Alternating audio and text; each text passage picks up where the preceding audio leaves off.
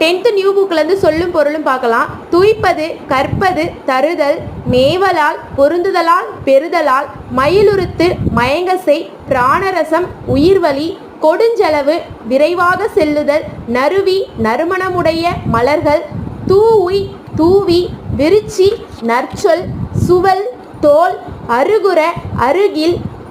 முகமம், ஒருவரை நலம் வினவி கூறும் விருந்தோம்பல் சொற்கள், அசையி, இளைப்பாரி, அல்கி, தங்கி, கடும்பு, சுற்றம், நரலும் ஒலிக்கும்,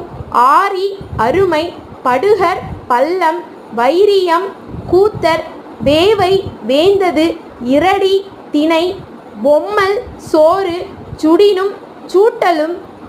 மாளாத, தீராத, மாயம், விளையாட்டு, விசும்பு, வானம், ஊழி, யுகம்,